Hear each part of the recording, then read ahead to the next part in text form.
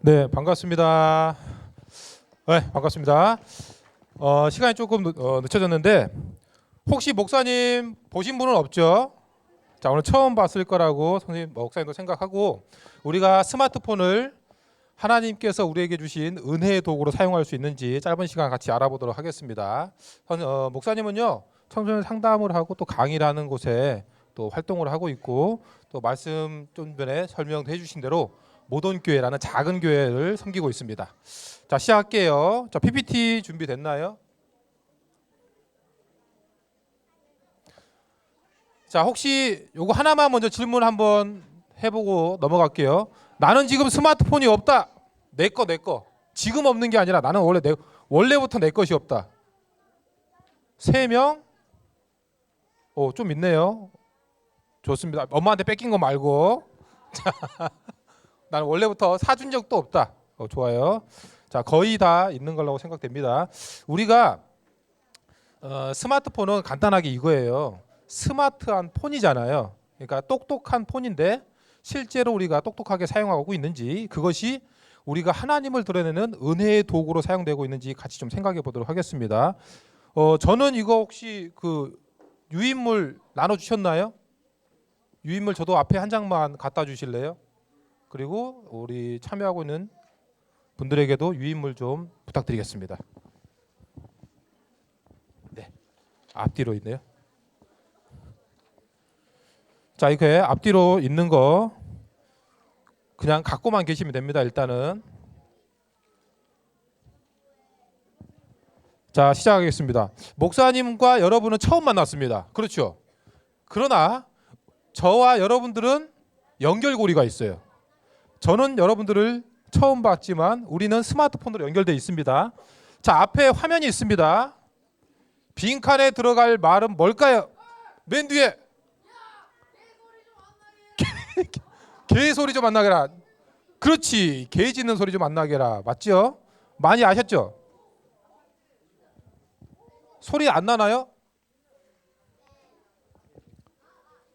자, PPT 소리 좀 부탁드리겠습니다. 자, 이거는 우리가 영상만 봐도 이거는 이미 우리가 다 통용되는 어떤 밈입니다. 밈이라는 거는 우리가 인터넷 온라인 세상에서 그냥 유행처럼 퍼지는 글과 영상, 이미지를 얘기해요. 자, 이거는 뭘까요? 야, 아이고, 아니 뭐예요?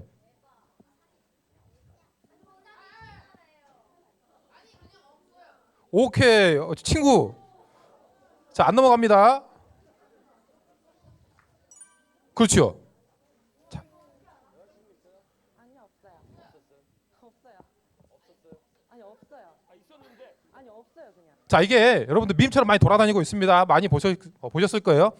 자, 뭘까요? 자, 맨 뒤에 말고 앞에 까만 옷. 그렇지. 이 차는 이제 제 겁니다. 보셨나요? 이 차는 이제 제 겁니다. 제 마음대로 탈 수 있는 겁니다. 자, 많이 보셨죠? 안 본 사람은 없어도 한 번만 본 사람은 없다는 밈입니다. 자, 그다음 이거 뭘까요? 르세라핌. 네. 피오나. 네, 오, 좋아, 정확해. 도도도도도도. 자, 봅시다. 피아나, 너 내 동료가 되라. 이게 원본. 피아나, 너 돈을 들고 오겠. 자, 그래서 이 친구의 이름이 김채원인데 이 밈 덕분에 지금은 김도독으로 불립니다. 이제 우리가 스마트폰을 사용하면 어떤 곳에 있든지 어느 정도 우리의 유대감이나 형성돼 있다는 거예요. 연결돼 있다는 거죠. 근데 이것이 우리에게 큰 장점으로 작용할 수 있다는 겁니다. 복음의 측면에서요. 제가 그렇게 해서 4가지를 보도록 하겠습니다. 자, 첫 번째는 우리의 모습을 볼게요. 그냥 그림을 그릴 수 있으면 그려보시고, 그림을 그릴 수 없다면 여러분 머릿속으로 한번 떠올려 보세요. 우리가 스마트폰을 사용할 때 기본적으로 이게 목사님의 첫 번째 화면입니다. 잠금 화면을 딱 풀면, 저는 안드로이드 폰이기 때문에 첫 번째 화면에 이게 나옵니다. 그러면 우리나라 스마트폰 사용자한테 물어보니까 하루 평균 잠금을 몇 번이나 풉니까? 라고 물어보니까 약 100회 이상 푸는 거예요. 그러면 목사님 같은 경우는 이 화면을 매일 100번 이상 보고 있습니다. 여러분들의 화면이 있죠? 여러분들 스마트폰에 첫 번째 화면이 있을 겁니다. 그 화면을 한번 기억해 보시고 그릴 수 있으면 위치까지 정확하게 맨 오른쪽 위 같은 경우 목사님 같은 경우는 네이버 밴드가 있고 네이버가 있고 위치까지 정확히 나오죠. 이해되셨나요? 시간은 60초만 한번 드려볼 테니까 그릴 수 있는 분들은 한번 그려보시고 그리기 힘든 친구들은 머릿속으로 한번 떠올려 보시기를 바랍니다. 이해되셨죠? 시작합니다.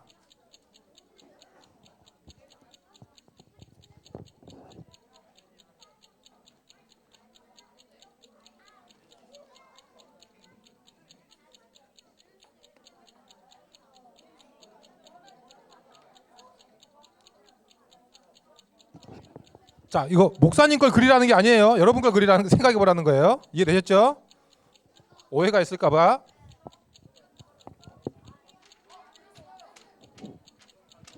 자, 다음 친구는 기다리세요. 자, 컨닝하지 마시고 보고 그리는 거 아닙니다.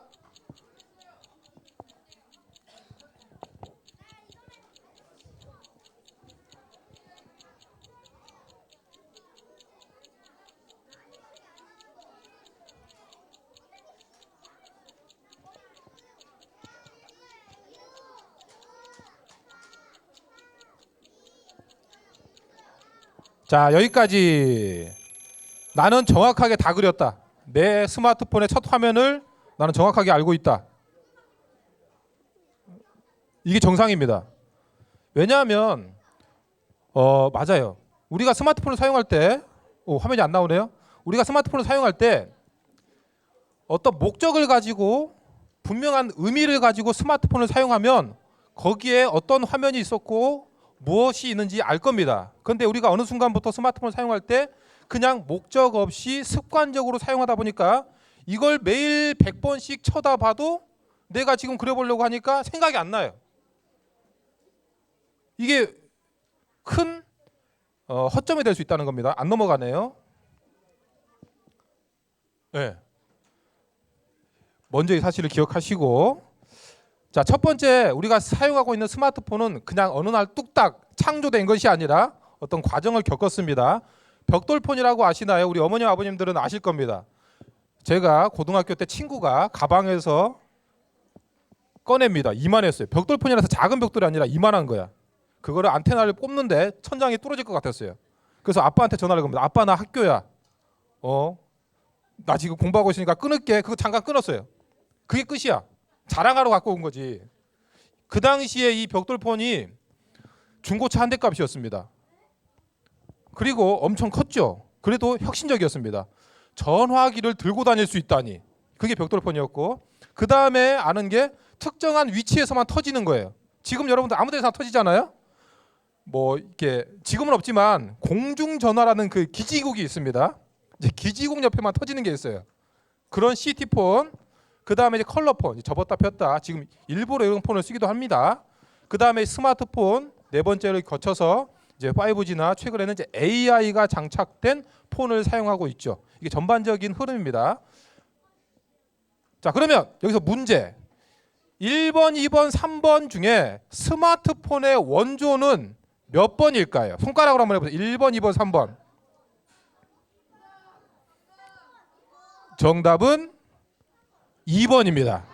오케이. 선물을 드리고 싶지만 따로 주세요. 자, 2번 같은 경우는 최초의 터치폰이었어요.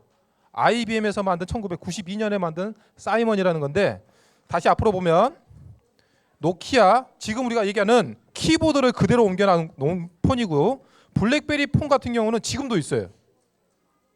그래서 어찌 보면 스마트폰의 할아버지격인 사이먼이 발전해서 지금 우리가 사용하고 있는 이 스마트폰 세대까지 왔다라고 볼 수 있습니다. 자, 그러면 우리가 현재 여러분들이 스마트폰으로 무엇을 하고 있는지는 뭐 얘기할 필요도 없고, 올해 2024년 CES라고 전 세계 최대 가전 박람회 같은 게 있습니다. 그 박람회에서 앞으로 이 스마트폰이 어디까지 발전할 수 있는지를 좀 짐작해 볼 수 있죠. 잠깐 영상 봅시다. 넘겨주실래요? 네, 좋습니다.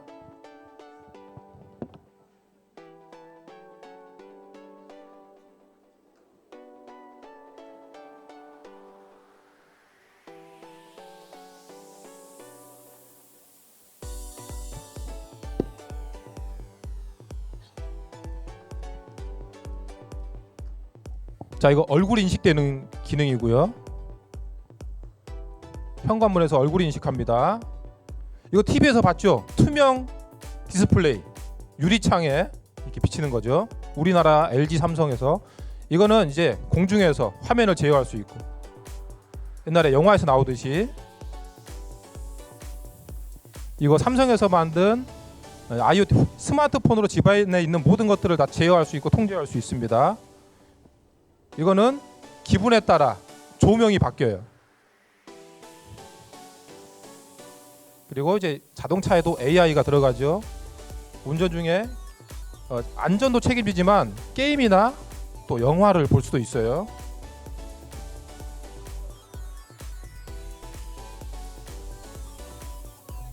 자, 로봇도 다양하게 이용돼. 이거 주변에 많이 봤죠? 네. 이거 본 적 있죠? 커피 타줍니다. 자, 좋습니다. 이게 스마트폰과 관련해서 앞으로 발전할 수 있는 가능성에 대한 거고, 하나만 더 볼게요. 최근에 획기적인 게 또 하나 있어서 안 넘어제. 이거 아시죠?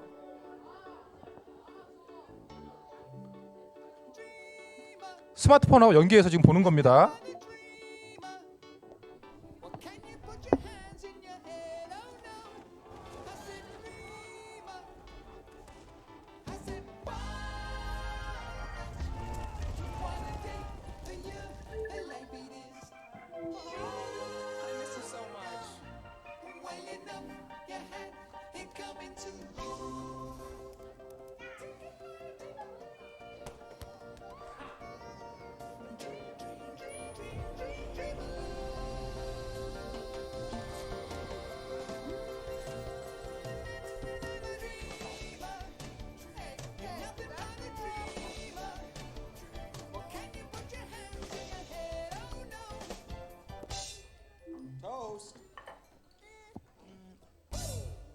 자, 조금 무섭게 느껴지기도 해요. 이제 다 저거 쓰고 다닌다고. 요즘 유튜브 보시면 진짜 저걸로 컨텐츠 만든 사람도 있거든요. 다 쓰고 다니면서 밖에서 하는 거. 그만큼 안 그래도 스마트폰도 개인적인 기기인데 아예 더 개인적으로 갇힐 수 있는 확률이 있다는 거죠. 그래서 우리 청소년들한테 스마트폰으로 어떤 것들을 사용하는지 좀 물어봤어요. 안 넘어갑니다. 그렇죠. 이게 주로 어디에서 조사를 하느냐에 따라 조금 다릅니다. 근데 일반적으로 메신저나 게임, 유튜브 위주로 많이 보고요. 또 어떤 연구에서는 틱톡을 더 많이 본다라고 하는 경우도 있습니다. 근데 여기에서 대부분 벗어나지는 않습니다. 그리고 스마트폰을 얼마나 사용하는지 물어보니까 평일과 주말은 조금 다르죠. 여러분들이 학교 다닐 때하고 또 주말에 특히 엄마 아빠가 교회 갔을 때, 이때는 이제 우리 자유 시간이야. 그때는 이제 어마어마하게 할 수 있습니다. 그러면 이게 또 이번 주에 국민일보에서 이렇게 나왔더라고요. 이게 그럼 우리와 이 믿음을 연장선에서 봤을 때 어떤 좀 도구가 되고 있느냐를 물어보는 겁니다. 스마트폰 메모장에 기도 제목을 3개 적어보세요였어요. 기도 제목을 3개 적은 다음에 차례대로 그 다음에 유튜브를 켜보세요. 그 다음에 카카오톡을 켜보세요. 그 다음에 네이버를 켜보세요 하고 다 들어가겠습니다. 방금 기도 제목 3개 적은 후에 어떤 것들을 검색했는지를 나타내는 겁니다. 주로 좀 전에 기도 제목을 하나님께 적었지만 막상 컨텐츠에 들어가니까 뭘 검색해요? 재밌는 거, 웃긴 거, 즐거운 거, 이런 것들과 이제 그런 것들을 사용하는 도구로 사용한다는 거죠. 그러다 보니까 기도와 다른 생활을 하고 있는 겁니다. 신앙 따로, 스마트폰은 따로. 이게 전혀 연관성이 없는 걸로 이제 사용하고 있다는 거죠. 이게 좀 문제가 될 수 있다는 겁니다. 그런데 그럼에도 불구하고 일치하는 거는 6.8%나 돼요. 전 이 6.8%도 대단하다고 생각합니다. 내가 삶과 스마트폰이 좀 연계되고 있는 사람이 그래도 6.8%나 된다는 거 아니에요. 이게 좀 대단하다고 보고, 저는 여기에 여러분들 은영교회 이런 시간들을 갖는 것이 이런 하나님의 지금 은혜의 도구로 사용하는 이 퍼센테이지를 올릴 수 있는데 가장 엄청나게 큰 기여를 하는 시간이라고 생각이 됩니다. 자, 그러면 우리가 이렇게 생각해 볼 수 있어요. 여러분들은 스마트폰을 사용하지 않을 때 주로 내가 뭐 하는지 한번 생각해 보세요. 목사님 딸을 한번 생각해 보세요. 목사님 딸이 지금 초등학교 5학년인데 스마트폰 사용하지 못하는 시간이 있습니다. 우리는 다 정해놨어요. 그러면 가장 먼저 저나 저희 사모님께 와서 뭐라고 하냐면 심심해라고 하루 종일 입에 달고 삽니다. 심심하다고. 그리고 뭐라도 하자고 이게 심심하다고 하는 거죠. 여러분들이 뭘 하는지 한번 생각해 보세요. 왜냐하면 이 스마트폰이 우리의 짬나는 시간까지 다 잡아먹고 있거든요. 자, 그다음 이제 그러면 우리가 두 번째로 스마트폰을 좀 과도하게 사용할 때가 문제죠. 뭐든지 우리가 음식도 그렇잖아요. 적당히 먹으면 괜찮지만 어느 순간이 넘어가면 이제 과식이 될 때부터 문제가 되는 거죠. 안 넘어갑니다.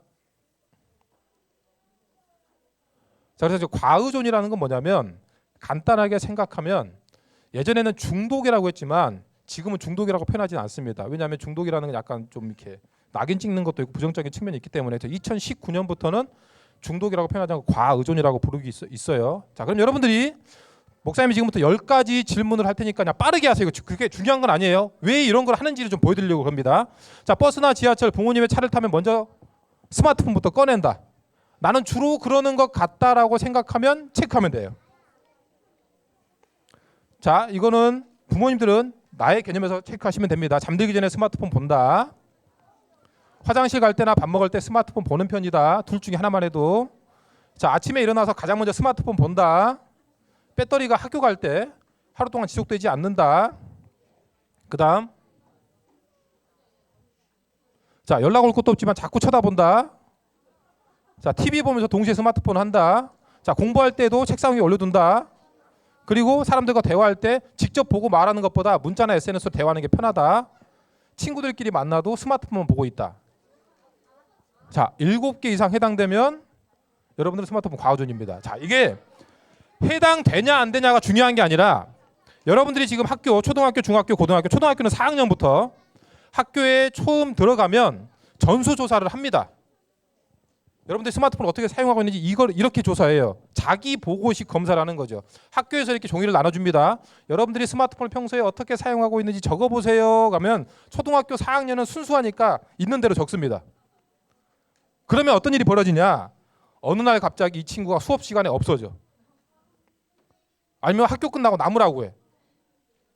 그러면 이제 거기서 개인 상담을 하든가 강의 또 집단 상담을 하든가 어디에 이제 그 시간을 받아야 돼. 왜냐하면 나는 스마트폰 과의존이니까. 그러면 이 친구들이 다음번에 어떻게 하느냐? 이건 뻔하거든. 거의 바뀐 게 없어요. 몇 년째. 저도 그냥 달달 거의 외울 정도입니다. 이거를 그냥 갖다가 체크하라고 합니다. 그러면 내가 불려갈 것 같으면 여러분 사실대로 체크를 할까요? 안 할까요? 안 해. 그럴 확률이 많아. 실제로 불려온 친구들이 이렇게 얘기합니다. 저한테. 저는요 솔직하게 적어서 여기 온 겁니다. 다른 친구들 저보다 더한 애들 많거든요. 저는 정직한 사람입니다, 선생님. 그래도 진짜 정직하다.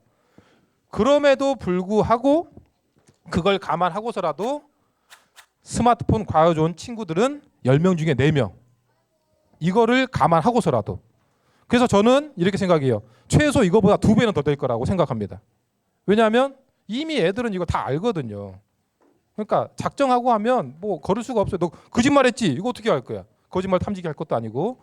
자, 그러면 왜 이런 문제가 발생했냐면 이게 어떤 인간의 우리 큰 역사라고 봤을 때 우리가 스마트폰을 사용한 역사는 이제 이게 될까 말까요? 보이나요? 인간의 역사에서 점 하나 될까 말까요? 스마트폰이 사용된 역사가 이제 불과 짧게 잡으면 13, 14년. 아까 스마트폰 할아버지부터 잡아도 뭐 30년이 안 됐어요. 그 시간 동안에 엄청난 변화를 겪은 거죠. 자, 보세요. 이게 맞는 건지 모르겠지만 여러분들 만약에 엄마 아빠가 집에 있는데 갑자기 엄마가 교회 갔다 오더니 오늘 어떤 설교를 들었나 봐. 그래서 나한테 갑자기 누구야? 아빠가 사랑한다. 엄마가 너 너무 사랑해. 아침에 그렇게 잔소리하고 나가더니. 그럼 여러분들이 어때요? 기분이 좋아요? 두렵지. 갑자기 변하니까요. 엄마 아빠가 갑자기 변했어요. 뭘 잘못 잡수셨나? 두려운 겁니다. 그러니까 갑자기 변할 때는 분명히 부작용이 따릅니다. 여러분이 음식을 천천히 먹으면 괜찮지만 급하게 먹으면 어때요? 체하잖아.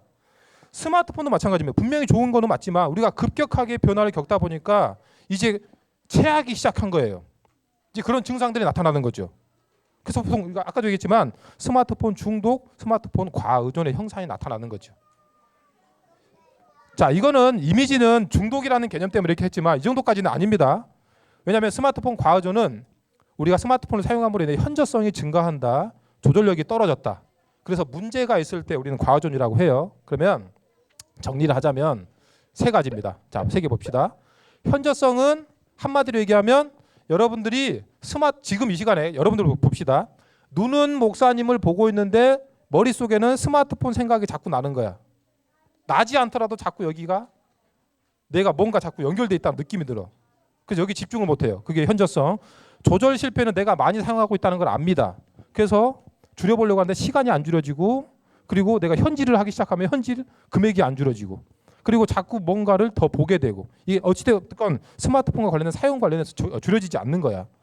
그래서 문제적 결과는 정신적, 신체적, 심리적으로 스마트폰과 관련된 문제가 있다는 걸 나도 인지하지만 스마트폰을 손에서 놓지 못할 때 우리는 스마트폰 과의존이라고 합니다. 자, 이게 2019년부터 바뀐 개념인데, 자, 그러면 자, 잠깐 들었지만 여러분들이 누가 스마트폰 과의존인지 한번 생각해 보세요. 철수는 매일 평균 5시간 스마트폰 사용합니다. 영희는 1시간만 사용하려고 했지만 3시간을 사용했습니다. 그 다음 민수는 30분 사용하기로 하고 내려놨어요. 그럼 자꾸 생각나. 1, 2, 3번 중에 누가 스마트폰 과의존일까요? 1, 2, 3번 중에 손가락으로 한번 해보실래요? 1, 2, 3 셋 다. 오케이. 자, 봅시다.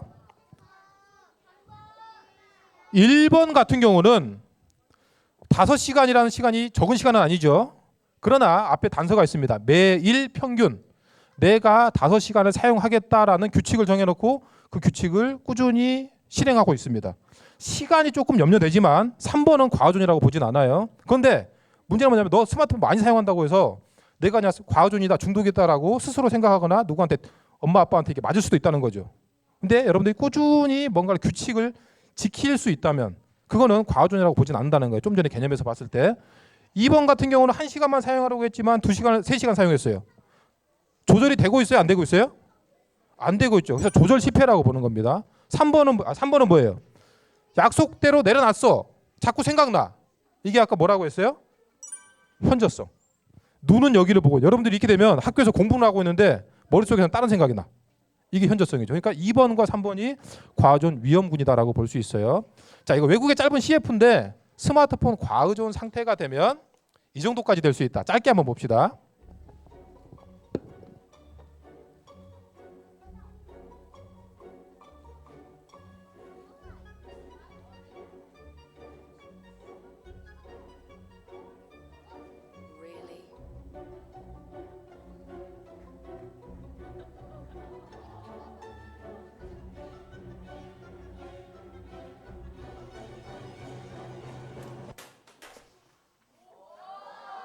Really?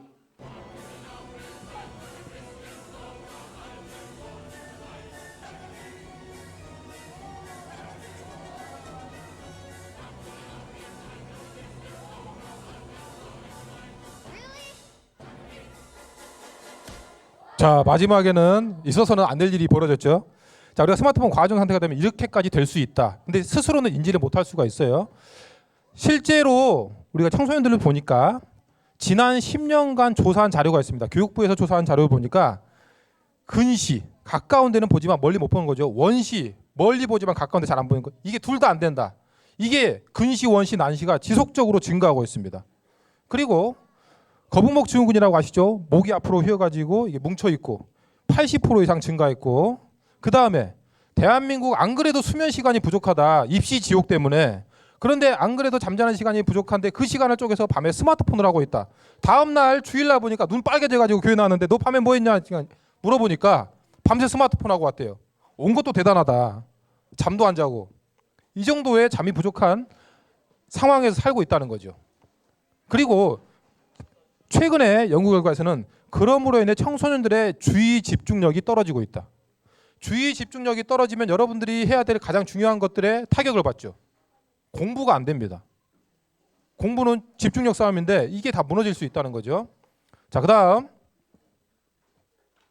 안 넘어갑니다. 자, 이거는 우리가 왜 이런 일들이 벌어지는지 잠깐 보자면 사람이 태어나서부터 청소년기 딱 여러분 시기까지 10세 10살 10살 전후 이때까지 우리 안에 싣는 신경 전달 회로라고 하는 뉴런이 폭발적으로 증가합니다. 그런데 이 시냅스는 뭐냐면 그 뉴런과 뉴런 사이에 신호를 전달해주는 물질이라고 봐요. 그러니까 뉴런이 증가하니까 시냅스도 같이 증가하겠죠. 그런데 청소년 시기에 이게 거의 맥시멈이 됩니다.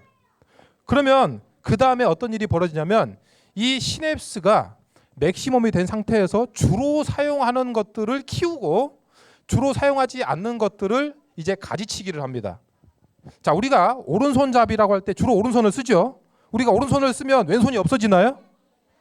왼손이 없어지진 않아. 언젠가 쓸 거니까. 그런데 이 시냅스는 뭐냐면 우리 뇌는 최적화를 원합니다. 불필요한 것들을 자꾸 놔두면 이게 꼬일 수 있으니까 여러분들이 컴퓨터에서 용량이 많아지면 과거에 필요 없는 것들을 삭제하고 정리해 버리듯이 우리의 뇌는 주로 사용하는 시냅스는 놔두고 주로 사용하지 않는 시냅스는 가지치기 제거를 해버려요. 무슨 얘기냐면 우리가 주로 오른손을 쓰니까 왼손을 잘라버리는 겁니다. 이런 일들이 우리 뇌에서 벌어지는 거고 그것이 청소년기에 일어난다는 거죠. 실제로 청소년기에 이 전두엽에 있는 이제 회백질이라고 하는데 이 신경 물질이 딱 모여 있으면 눈으로 볼 때 회색으로 보인다고 해서 회백질이라고 합니다. 여기에 손상을 받으면 여러분의 인지, 행동, 감정, 정서 기능이 이제 잘못될 수 있죠. 옛날 사람인데 이분이 이렇게 폭발 사고로 머리에 꼬챙이를 꽂혔대요. 죽을 뻔했는데 의사가 기적적으로 살려가지고 20년을 더 살았습니다. 그런데 어떤 변화가 있었냐면 이 전두엽의 손상을 받으니까 쉽게 말하면 시냅스의 손상을 받은 거죠. 물리적으로. 그러다 보니까 이전에는 온순하고 조용했던 사람이었는데 신경질적이고 폭력적이고 성격이 바뀌었다는 겁니다. 이게 우리와 연관이 된다는 거죠. 보세요.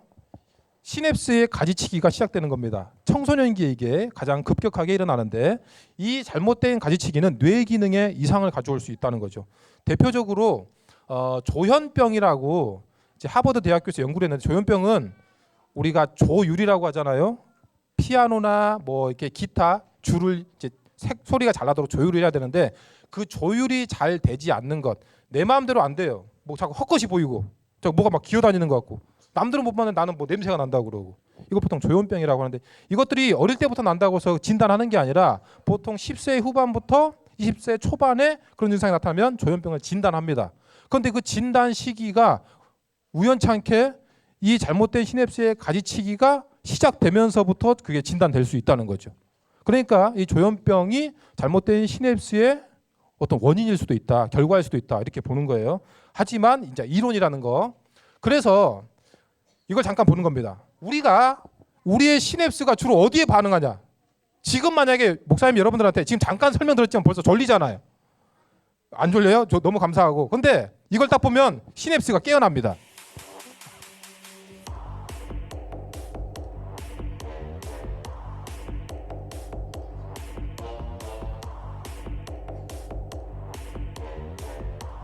보세요. 벌써 눈이 또랑또랑해지잖아요. 이거 홍 박사님을 아세요? 자 여기까지. 이거 너무 시끄러.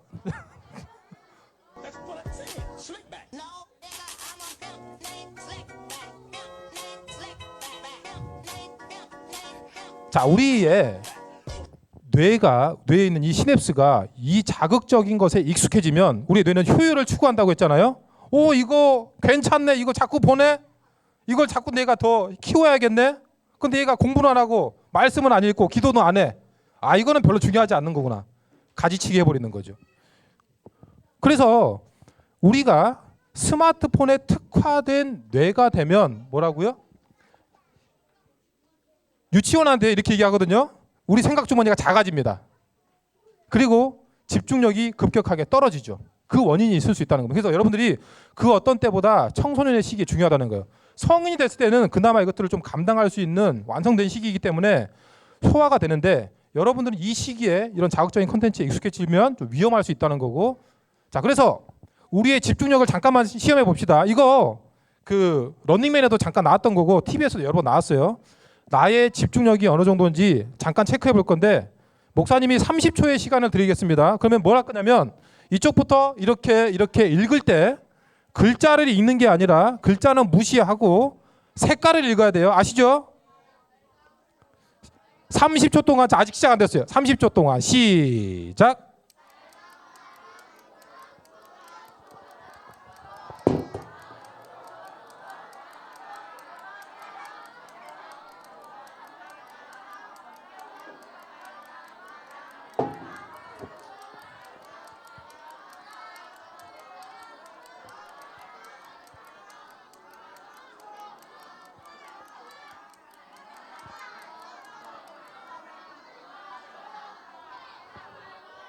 자, 여기까지. 난 다 했다. 끝까지.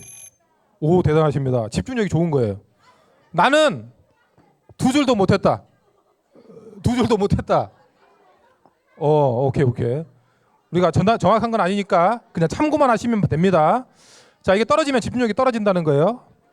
자, 왜 우리 집중력이 떨어질까? 하나의 원인을 또 볼 때 도파민입니다.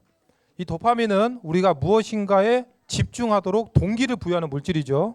자, 이런 도파민이 자꾸 새로운 것을 추구하게 만듭니다. 그러니까 여러분들이 뭔가 자꾸 새로운 걸 할 때 기대가 되고 뭔가 좀 자꾸 하고 싶고 그런 것들이 우리 뇌에 있는 신경 전달 물질인 도파민 때문에 가능한 겁니다.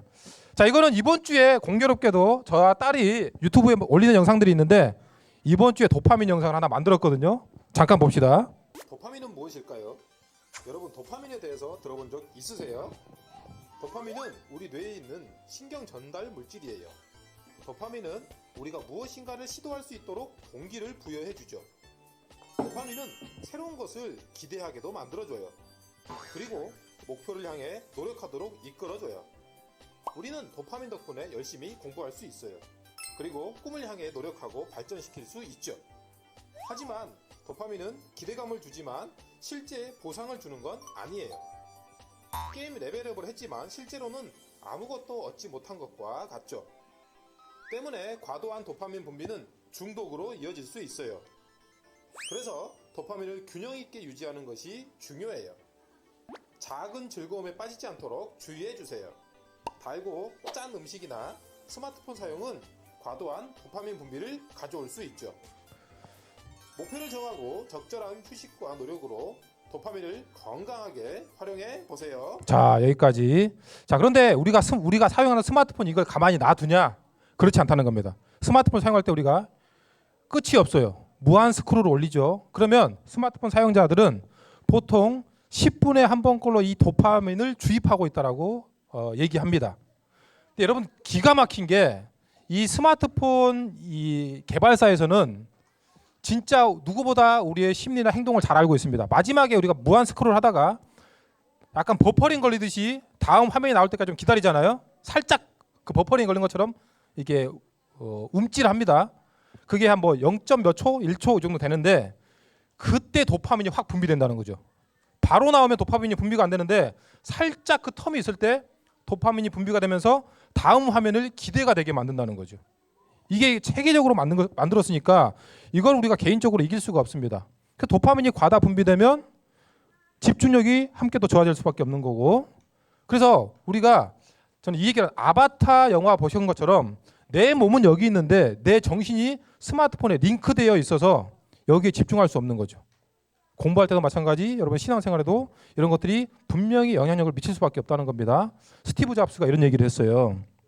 아이폰을 만든 사람이잖아요. 창조의 가장 큰 원천은 지루함이다. 그런데 내가 이 아이폰을 만들므로 해서 그것을 다 빼앗아 버렸다는 거죠. 여러분들이 요즘에 AI도 있지만 스마트폰을 통해서 또 온라인상에서 창조적인 것들을 만들기 쉽지 않습니다. 실제로 창조적인 것들은 여러분들이 스마트폰을 사용하지 않을 때 지혜와 창조가 나타나는 거죠. 자, 여기까지 좀 이해됐고 빨리 좀 정리하겠습니다. 도박과 게임에 공통점이 있습니다. 이게 확률형 아이템이라는 것 때문에 문제가 되는데 외국에서 하도 문제가 되고 우리나라도 몇 년간 문제가 돼서 이제 올해 이 확률형 아이템 이 시스템에 대해 좀 이렇게 변경을 하겠다고 공지했어요. 그러나 문제는 뭐냐? 이겁니다. 여러분들이 어떤 게임을 할 때 과도한 보상을 얻게 이제 환상을 주는 거죠. 여러분들이 1,000원을 내고 1,000원짜리 물건을 사는 건 아무 문제가 없어요. 그런데 1,000원을 냈는데 10,000원짜리나 10만 원짜리 물건이 나올 수도 있다. 이걸 기대하게 만드는 거죠. 얼마 전에 여러분 어린이날 때, 곧 어린이날도 오겠지만 요즘에 마트에서도 파란색 박스, 노란색 박스 해놓고 럭키박스에서 뭐 49,000원, 39,000원 이게 다 이게 확률형 아이템, 과도한 포상에 대한 환상을 심어주는 겁니다. 그러면 어릴 때부터 이런 게임에 익숙한 친구들은 무엇을 하느냐? 목사님이 초등학생, 중학생, 고등학생 다 만나잖아요. 불법 도박으로 넘어갑니다. 자연스러운 사이클이에요. 그냥 확률형 아이템 자체가 도박적인 요소거든요. 여러분 주변에서 혹시 이런 친구, 이 달팽이 하고 있는 친구 있으면 이건 도박입니다. 달팽이한테 걸은 거예요. 내가 1,000원을 걸어. 근데 그 달팽이가 1등하면 1,000원을 받는 겁니다. 그리고 왼쪽 오른쪽 사다리 고르는 것이고요. 이거는 파워볼은 이 파워볼 자체가 불법은 아닌데 이 파워볼을 불법 사이트에서 하기 때문에 불법입니다. 그리고 이것도 로우 하이 높고 낮은 거에 50대 50이야. 그리고 요즘에 청소년들이 엄청 많이 빠져 있는 거 바카라.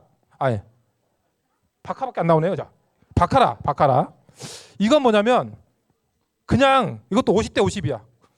9보다 많냐 적냐 거기에 거는 겁니다. 바로바로 나와요. 그리고 마지막 스포츠 토토. 이거 스포츠 좋아하는 친구들은 돈 걸면서 보는 겁니다. 이게 여러분들이 이거는 스마트폰 아까 얘기했지만 이거 조사한다고 했잖아요. 도박도 학교에서 조사합니다.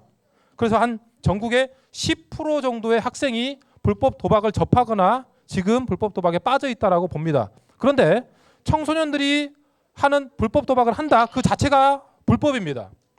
그러다 보니까 내가 어떤 것들이 드러나기 전까지 주변 사람들이나 부모님한테 얘기를 안 해요. 보통 몇백, 제가 만났던 친구도 몇백 빚졌거나 아니면 몇천, 심지어 몇억까지 이게 돈을 이렇게 대출을 해준다는 것도 문제죠. 그리고 더 문제는 한 반에 그런 친구가 한 명이라도 있으면 그 친구가 그 반 한 절반 이상 오염시키는 거는 시간 문제입니다. 실제로 그리고 저도 만났던 친구들이 그런 얘기예요. 너 반에서 도박 몇 명이나 해? 라고 하면 밖에서 만난 게 아니라 교회 친구예요. 우리 반 절반 이상 다 하는 것 같은데요. 이럽니다. 최근 연구 결과에서는 처음 이 불법 도박을 접하는 나이가 11.4세라고 합니다. 초등학생부터 불법 도박을 하고 있는 거죠.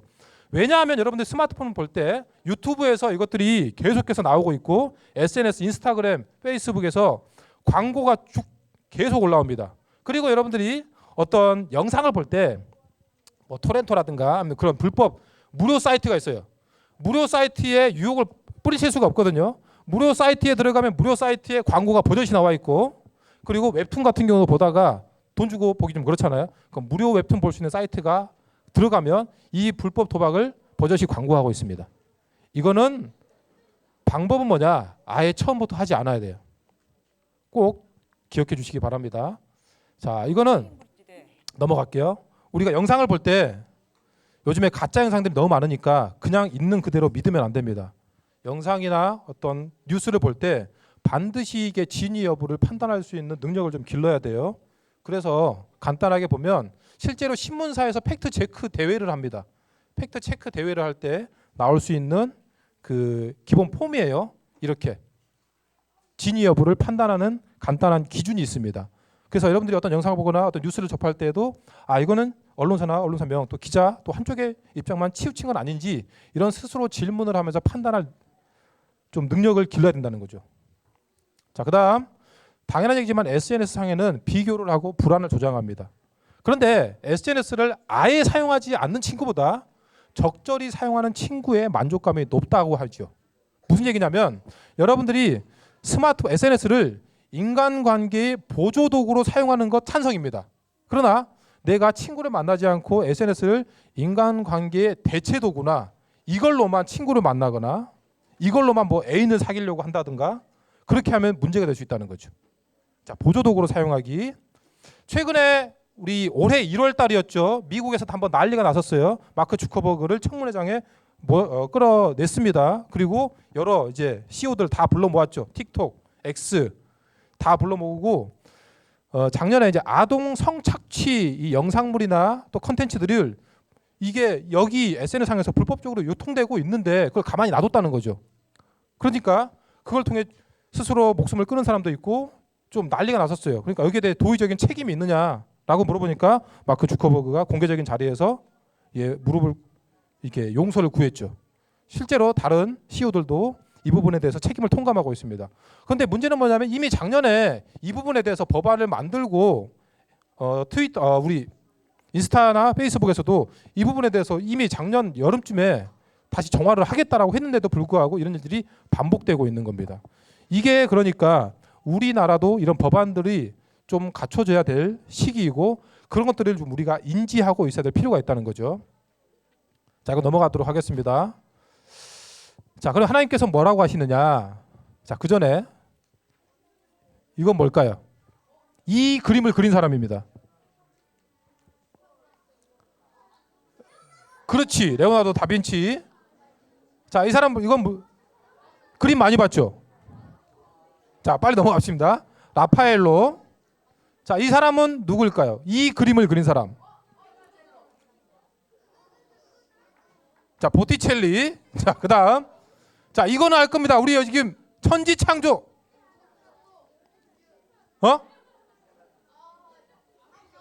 자, 그렇지. 미켈란젤로. 좋아요. 자, 그러면 이 네 명의 공통점이 있습니다. 사람이요. 좋아요. 좋습니다.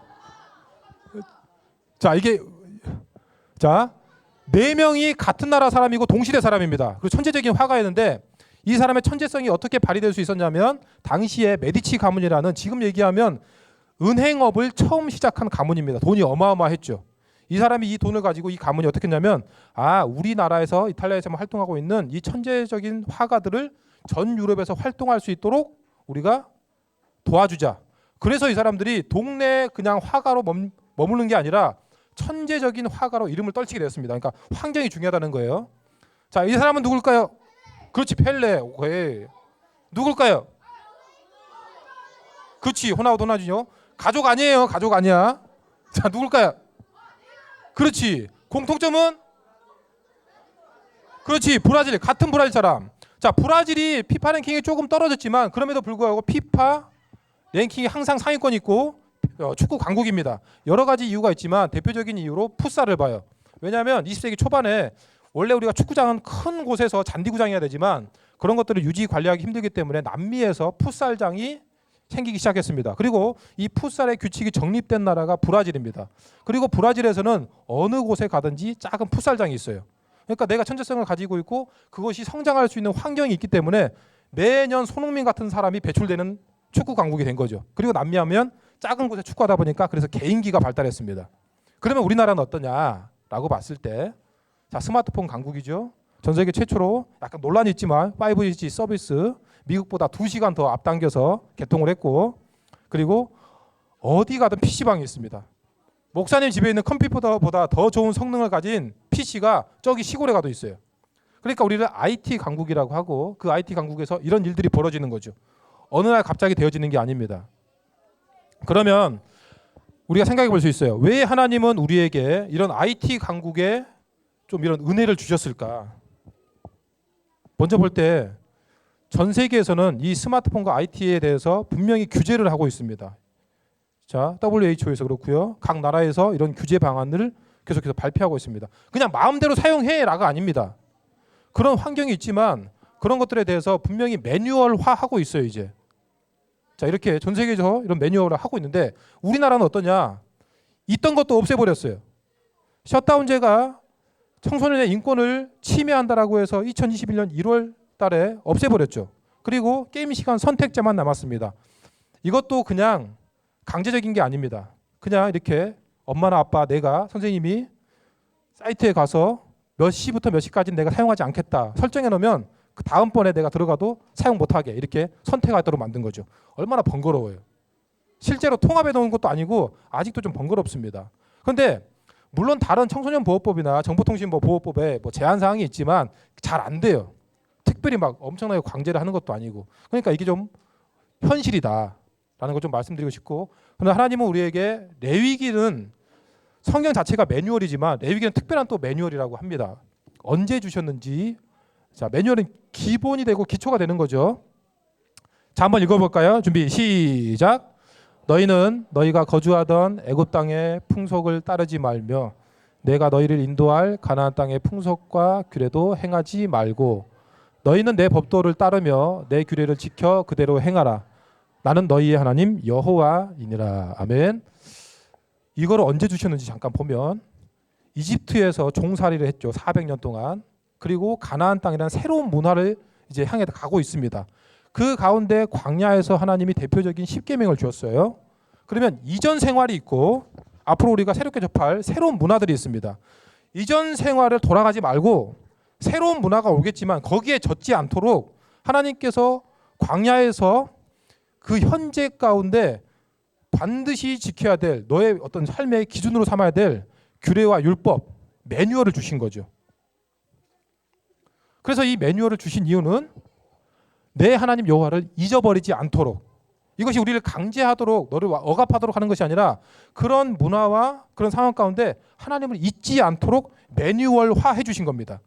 자, 그래서 마지막, 우리가 스마트폰을 사용할 때는 반드시 관리 감독이 필요합니다. 누가 해주든 스스로 하든 내 매뉴얼이든 우리 가족의 매뉴얼이든 그게 있어야 됩니다. 그렇지 못하면 우리가 첫 번째 그림 할 때 시작할 때 그려봤던 것처럼 내가 매일 스마트폰 해도 그냥 그건 목적 없는 습관에 지나지 않을 수밖에 없다는 거죠. 그래서 요즘에 이런 운동들이 일어나고 있습니다. 스마트폰 딕토스. 카페에 들어갈 때 스마트폰 다 반납해요. 그런데 너무나 좋았대 다. 잠깐 동안 스마트폰 사용하지 않을 때. 자, 그리고 이런 바보폰이라고 해서 최근에 또 다시 2가 출시됐어요. 그냥 색깔도 없고 기본적인 것만 됩니다. 문자 보내고 전화하고. 이게 또 인기입니다. 그리고 워렌 버핏은 아예 그냥 안 써요. 그리고 이 팝 가수, 힙합 가수죠. 아예 그냥 몇 달간 안 썼습니다. 이 창조성을 위해서. 이게 어떤 하나의 대세로 작용하고 있다는 거죠. 자, 그래서 우리가 아까도 얘기했지만 절대로 스마트폰의 이런 문화를 혼자 이겨낼 수 없습니다. 여러분들이 이런 개발자, 심리학자, 거기서 일하고 있는 뭐 행동학자, 그 사람들의 그거를 내가 감당할 수 없습니다. 그래서 가정과 교회의 역할이 그 어떤 때보다 중요한 시기라는 거죠. 그래서 마지막 중요한 거는 하나님께서, 자, 이제 중요합니다. 이거를 그래서 만든 거예요.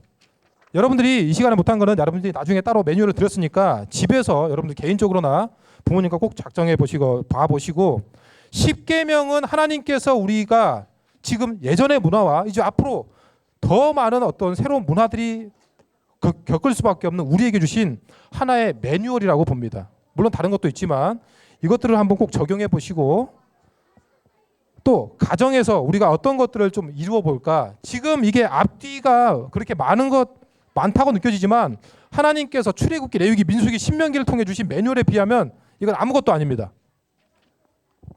가정에서 이런 매뉴얼 다 드렸으니까 한번 봐보시고, 자, 저희 가정에만 한번 잠깐 설명드리고 좀 정리를 할게요. 저희 가정에서는 매일 말씀을 보고 있습니다. 이게 윤희계 성경 공부라 책을 보고요. 이거 큰 딸이 보고 있는데 성경이 좀 책이 너덜너덜해졌죠. 6년째 보고 있고 벌써 2번째 보고 있는 책입니다. 매일 묻고 답하고 암송하고 합니다. 그 다음에 가정 예배를 드리죠. 이게 윤희계 성경 공부라고, 윤희계 성경 공부 여러분 써놨으니까 한번 카페 사이트에 들어가 보세요. 그럼 거기서 이미 하고 있는 분들 또 말씀을 나눌 때 그냥 하는 것이 아니라 뭐냐면, 자, 제 고백을 할게요. 우리 애들하고 어디 여행 가서 점심시간에 이제 배고프니까 뭐 맛있는 거 먹으러 가자. 그럼 저는 그랬어요. 부끄럽지만 비싸고 맛있는 거 먹고 싶은 게 아니라 싸고 양 많은 데 없나? 이렇게 좀 찾아다녔습니다. 집에서도 약간 좀 그런 식으로 먹었고. 그런데 이 윤희계 성경 공부할 때는 밥상머리 예배를 매일 하루에 한 번씩 일주일에 한 번 드리는데, 이 시간에는 아이들이 먹고 싶은 음식을 합니다. 스테이크, 피자, 스파게티, 아니면 먹고 싶은 거 시켜 먹고, 그리고 후식을 2차, 3차까지 합니다.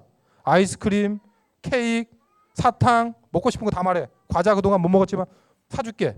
그러면서 이 시간에 한 2시간, 많을 때는 3시간씩 예배를 드리고 나누는 거죠. 말씀을, 기본적으로 말씀이에요. 한번 가서 보셨으면 좋겠습니다. 이렇게 하고 있다는 거예요. 그리고 저희는 주일날에는 스마트폰을 사용하지 않습니다. 그리고 이렇게 가정에서 매뉴얼을 해놨습니다. 이 매뉴얼은 끝나는 게 아니라 자꾸 업데이트가 됩니다. 왜냐하면 이제 큰애가 저희 이번에 중학생이 됐거든요. 또 업데이트를 해야 됩니다. 작은 애는 5학년이 됐으니까 또 업데이트를 해야죠. 그런데 여기에서 나온 것처럼 이 규칙들이 제가 무작위로 한 것이 아니라 아이들이 어떻게 할지 같이 참여해서 만들었다는 거예요. 그리고 우리 가정에서는 그 외에도 이런 것들을 활용하고 있습니다. 잠자기 전에 아빠가 여러분들 아빠는 가정의 제사장이잖아요. 우리 아이들에게 안수해 주는 거. 우리 애들 엄청 좋아합니다. 책 읽어 주는 거. 이런 것들 꼭 한번 참고로 한번 말씀드렸습니다. 또 교회에서도 이런 것들을 실천할 수 있고 자, 요거 잠깐만 보여드릴게요. 실제로 온라인에서 이런 것들이 활용되고 있고 여러분 참고해 볼 만한 거. 자, 유튜브에 있는 말씀 노트 여러분 보셨을 겁니다. 짤막짤막하게 볼 수 있고요. 그리고 찬양팀. 이건 저 개인적인 취향도 좀 있는 거예요. 자, 넘어가시고. 자, 그리고 이거 들어볼까요? 이거는 홈페이지가 있습니다. 어플이 있는 게 아니라. 들어보실래요?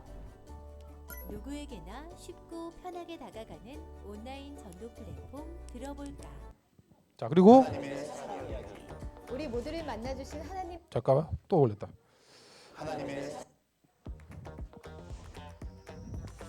이거는 어플이 있습니다. 퐁당 안드로이드하고 다 있어요. 새신자들한테도 소개시켜주기 좋고 이미 신앙 있는 친구들에게도 같이 나누면 좋습니다. 자, 넘어갈게요. 그다음에 이거 작년에 좀 이슈가 되셨죠. 원래는 주님 AI라고 출시가 됐어요. 그러니까 AI한테 신앙적인 질문을 하면 답을 해주고 또 큐티도 하고 또 거기 안에서 또 교류가 일어나는 겁니다. 젊은 친구들한테 한창 이슈가 됐다가 주님 AI라는 게 예수님께서 말씀해 주신 건 아닌데 그게 좀 논란이 돼가지고 최근에 초원 AI라고 바뀌었습니다. 이것도 한번 이용해 보시면 좋고요. 자, 이건 가툰이라고 원래는 한국말로 했었는데 최근에 전 세계적으로 복음을 전하기 위해서 스페인어로도 이렇게 복음을 전하고 있습니다. 무슨 얘기냐? 여러분들이 이 온라인 세상은 내가 복음을 전할 수 있는 그 어떤 때보다 가장 좋은 시기다라고 생각할 수 있고요. 자, 여러분들 공부할 때 공스타그램 많이 들어봤을 겁니다. 어떤 목적을 가지고 인스타그램을 사용하는 건데 여러분들이 인스타그램도 내가 어떤 자랑만 어디 놀러 갔다 온 것만 올리지 말고 중간중간에 하나님 말씀 내가 꼭 전하고 싶은 거 이번 주에 받았던 은혜 이런 것들을 올리면 그런 것들을 누가 보고 하나님께 은혜를 받는 통로가 될 수 있다는 거죠. 실제로 이분도 이렇게 이민아 씨도 이렇게 인스타그램을 이용하고 있고요.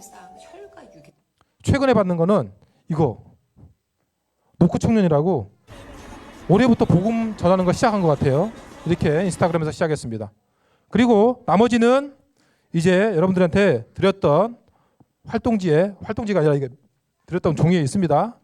복음 콘텐츠를 여러분들도 만들 수 있습니다. 제가 옛날에는 아이디어가 있었는데 못 만들었다면 이제는 아이디어만 있으면 이미지를 만들 수 있고 목소리를 만들 수 있고 지금 이제 아직 나오진 않았지만 소라 AI라고 영상까지도 만들 수 있는 시대가 됐습니다. 그러니까 우리가 이것을 하나님께서 나에게 주신 은혜의 도구로 복음의 도구로 말씀을 전 세계 끝까지 전하는 도구로 사용하겠다라고 하면 여러분의 손에 쥔 스마트폰이 진짜 은혜의 도구가 될 수 있다는 거죠. 정리합시다. 스마트폰이 없을 때 나 뭐 할까? 이때 하나님께 내가 말씀 보고 기도하고 이런 어떤 창조적인 능력을 발휘할 수 있는 일들이 시작된다는 거죠. 자, 이런 거 다 올려드렸고요. 자, 마지막 여러분한테 드렸던 요 종이 스마트폰 사용 이유 아시나요? 자, 앞에 있는 것도 보시고 마지막 이거 읽고 마무리하도록 하겠습니다. 같이 읽겠습니다. 갈라디아서 2장 20절을 조금 바꿨습니다. 시작. 스마트폰에 대한 나의 욕심은 그리스도와 함께 십자가에 못 박혔고 이제 온라인에서 사는 것은 내가 아니요 내 안에 계신 그리스도이시며 지금 온라인에서 사는 삶은 나를 사랑하는 그리스도를 믿는 믿음으로 사는 것입니다. 아멘. 이 은혜가 여러분들 은연교회와 여러분의 가정에 충만하기를 예수님의 이름으로 축복합니다. 감사합니다. 수고하셨습니다.